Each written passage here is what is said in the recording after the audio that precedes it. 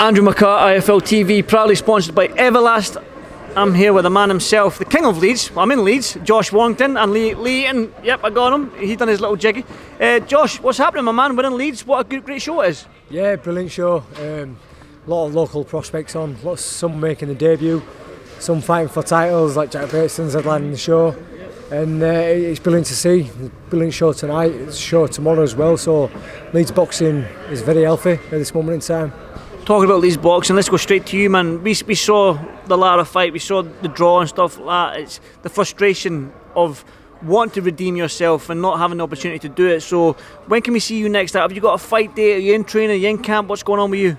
Yeah, I'm in training. I'm not in camp as it is because I ain't got anything to aim for, but I'm in training. Obviously, Eddie Hearn and Steve, manager, negotiating, trying to get things over the line. So I don't want to give too much away, you know, because these things take time and you don't want to ruin anything or jinx anything. But you know, I'm looking to be back out and I want to go straight into another big fight. Obviously, that ladder one, I wanted to just put it all to bed.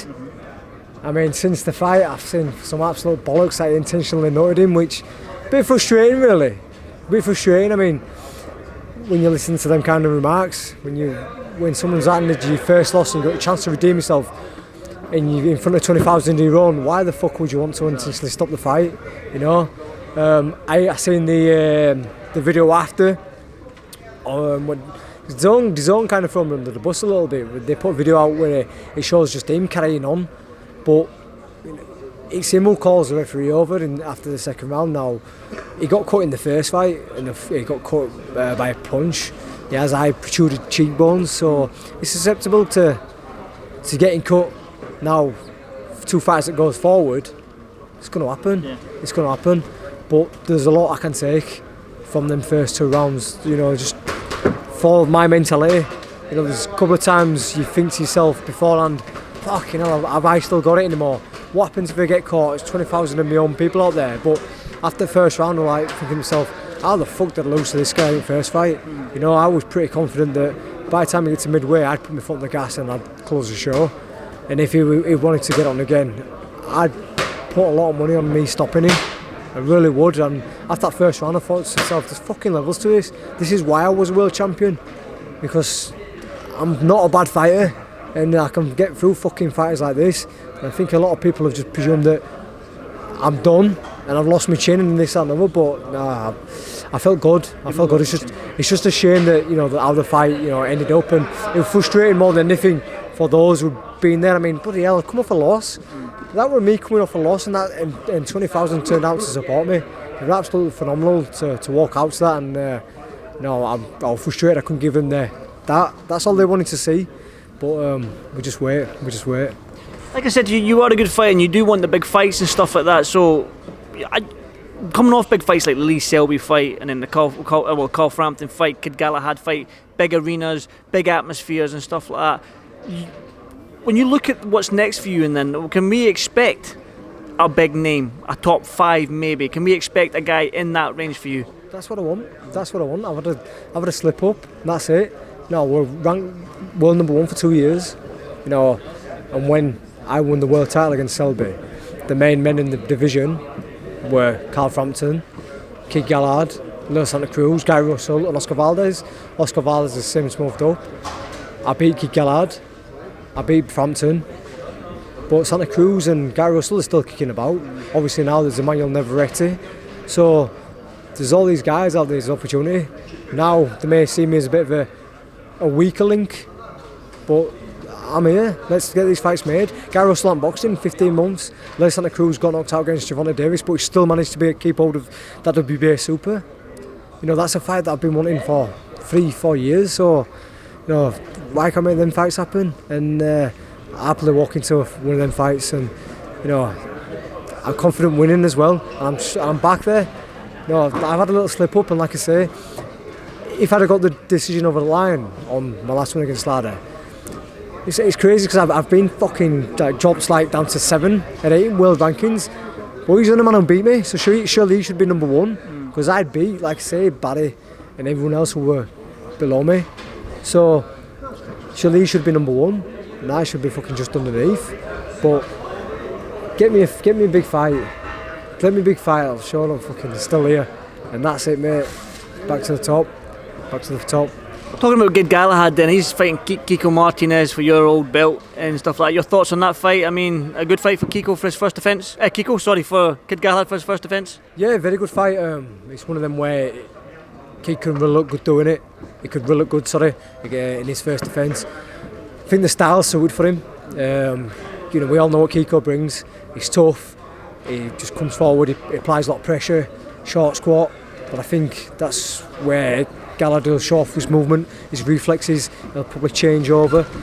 And I don't think he's going to break him down by standing and trading with him. He'll be doing little tippy-tappy shots like he did with Jazza. But eventually, when you're not eating anything back, and I'm talking about Kiko there, he might get a bit frustrated and start getting a bit more wild, and I think that's when Kid will probably go with counters. But it'll be interesting to see how he reacts after struggling with the weight. It's not the first time that's happened, but I expect Kid to do the business pretty well. Do you want your old belt back? Do you want that IBF title back? It's the last thing on my list, so to speak, because I didn't give it up for a reason. I give it up because you want to progress moving forward. Now, in my head, before I got knocked the fuck out, I had it that I wanted to unify the division and then potentially move up, maybe to come into a world champion. Sorry to cut you off. There is that US dream. I remember. I think the last 3 or 4 times I spoke to you, you spoke about that US dream and bringing these Leeds fans to the US. So, is that one of the main priorities right now in your career? Yeah, most definitely. Now, I was saying there before you interrupted me. You've got to reassert yourself and you've got to, get the list going again. And I'd like to be world champion again, but that's been on there a long time. You have to say, Andy, going to Vegas now, or not even Vegas, New York, anywhere in the States.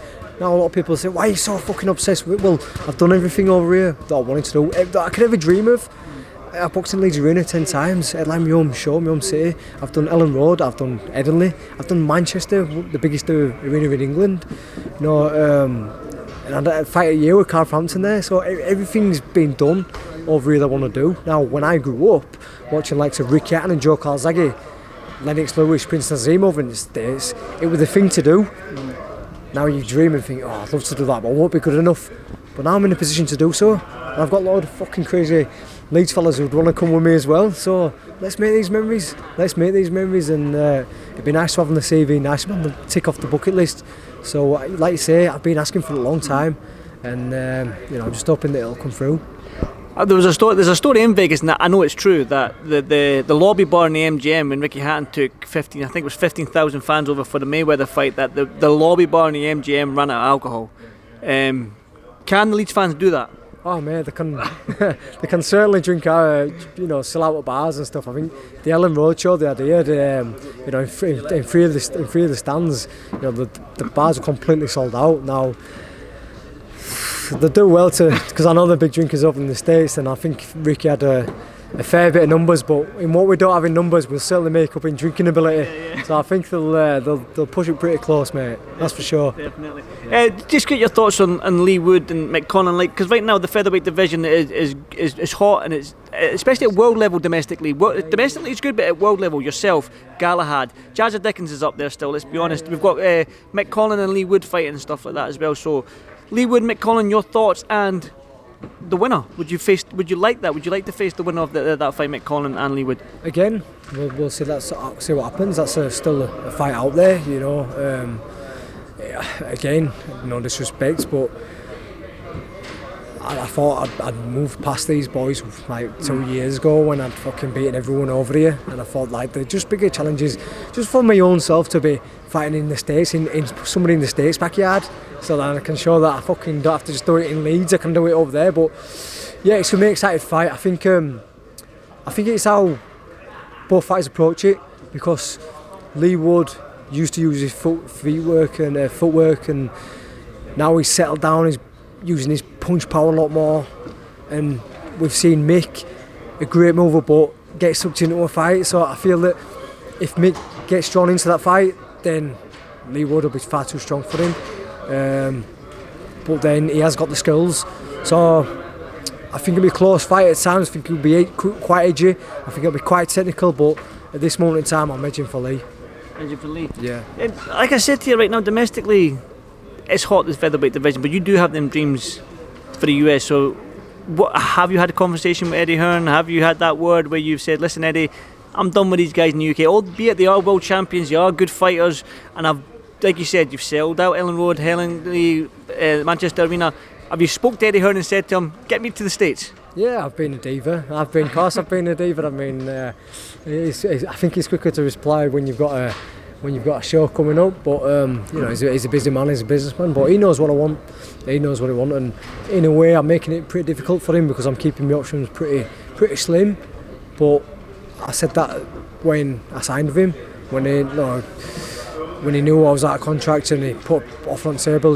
One of the things what he said were, "I'll take you to States. I know you want to do that. You've been wanting to do it for such a long time, and I want to do it with you. I want to be amongst the bars with them crazy Leeds fans making them memories." So he knows I want that, and I do believe he's pushing hard for it. So and he's the man to deliver it at this moment in time. So no, I just hope he pulls his finger out. You heard that here, Eddie. One final word for the young fighters here, the Leeds fighters, the Yorkshire fighters that are fighting on this card. I mean, right now you're obviously at the top right now, but for these young kids, man, this is something special. I just spoke to you about that arena out there. It's beautiful. It's really, really nice the way it's set up and stuff like that. So it's a great arena for these young kids to start breaking their name through, isn't it? Most definitely. And I think I've shown for the city that the city's got a passion for boxing.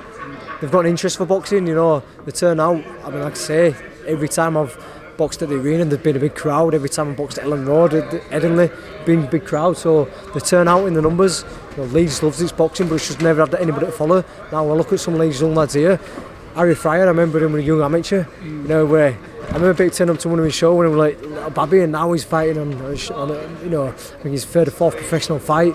Jack's going for his first big title. So it's brilliant to see, and I think other cities in past like Manchester, Liverpool, Sheffield, neighbouring cities to us have had people for them to follow on to. So back in the day, Atom will have had someone to follow on to, Liverpool would have had fighters to follow on to, Sheffield will have done, and Leeds has always been missing that bit of, well, he's done it so I can. Yeah. Now look at me, I'm the most talented, but I worked hard at my craft and I fucking got all the way to the top, and I'm still here. And the fan base has been there as well.